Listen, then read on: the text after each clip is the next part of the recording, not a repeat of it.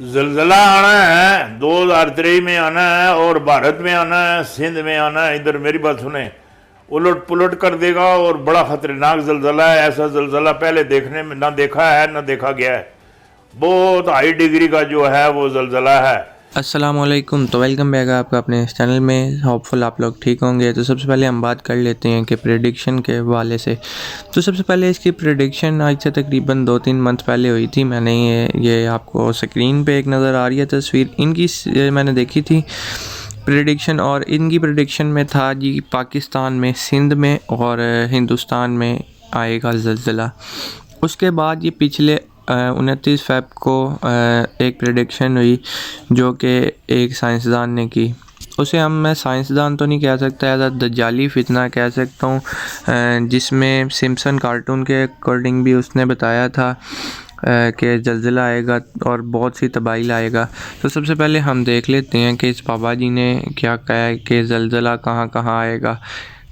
अगले साल 2023 जो है उसके अंदर कुछ जल्जले आने का इम्कान है। और कहा यह जा रहा है कि जो जल्जला 2023 के अंदर आ रहा है या कोई तबाही आ रही है, कोई इस तरह का नाम लिया जा रहा है। तो यह फरमाइए कि क्या वो इस तबाही के अंदर पाकिस्तान जो है उनके कौन से बड़े शहर कुछ मुतासर हो सकते हैं, या ये जो प्रिडिक्शन है ये गलत है? क्या है आपका जो प्रिडिक्शन है वो क्या कहती है? जलजला आना है, 2023 में आना है और भारत में आना है, सिंध में आना है। इधर मेरी बात सुने, उलट पुलट कर देगा और बड़ा खतरनाक जलजला है। ऐसा जलजला पहले देखने में ना देखा है ना देखा गया है। बहुत हाई डिग्री का जो है वो जलजला है। वो इधर पाकिस्तान के जो दूसरे शहर हैं उनको कोई नुकसान नहीं है, और ये सारा नुकसान जो है इंडिया का है और सिंध का है। ये जो ये नज़र आ रहा है और कुछ भी नहीं ना। तो ये प्रेडिक्शन हो गई सिर्फ पाकिस्तान और हिंदुस्तान के लिए कि पाकिस्तान में और हिंदुस्तान में अगर ज़लज़ला आया तो कहाँ कहाँ और किस हद तक आ सकता है। लेकिन अगर हम देखें ऑल ओवर वर्ल्ड, तो इस फ्रैंक ने, जो कि अपने आप को साइंटिस्ट या मैं जो भी समझ लूँ इसे कह सकते हैं, इसने बताया अपनी प्रेडिक्शन में कि साउथ तुर्की में एक ज़लज़ला आएगा और जिसकी हद होगी 7.5 प्लस। ठीक है, तो यहाँ पे अगर हम देखें इसकी बिल्कुल प्रेडिक्शन जो है एक्यूरेट आई है और बिल्कुल उसी जगह पे आई है जिस जगह का इसने बताया था। तो इसको हम अगर दजाली फितने का एक नाम दे दें तो वो भी कोई इसके लिए ज़्यादा बात नहीं रखता। तो अगर हम देखें पाकिस्तान के लिए तो इसने नेक्स्ट प्रेडिक्शन भी की थी। और अगर हम सिम्पसन कार्टून की तरफ देखें तो उसने भी एक प्रेडिक्शन में कहा था कि 2023 में ऐसे ज़लज़ले आएंगे जिससे तबाही होगी। और अगर हम ये बात करना चाहें कि आज से 100 साल पहले भी इस तरह के काम होते रहते थे जो कि इसराइल बनाने के लिए किए गए थे, तो हम उसको भी मद्देनज़र रखते हुए इसका एक मुआयना करते हैं।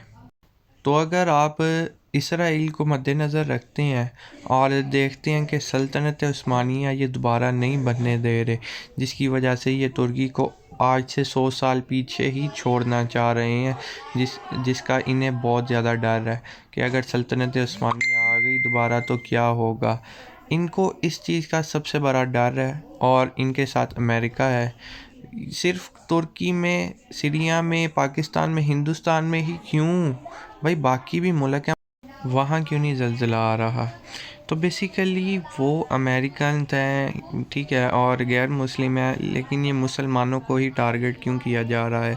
बेसिकली मुसलमानों को जदीद तरक्की से रोकने के लिए, उन्हें सिर्फ इसी चीज़ में रखने के लिए कि खा लो पी लो सो लो, इस चीज़ में रखने के लिए उनको दोबारा पीछे की तरफ धकेला जा रहा है। तो अगर हम इसी चीज़ में रहेंगे तो हम जदीद तरक्की से हाथ धो बैठेंगे और वही दोबारा अंग्रेज़ हुक्मरानी हम पे करते रहेंगे। अभी सिर्फ हमें इस चीज़ में रखा हुआ है कि हम अपना खा लें पी लें और सो लें।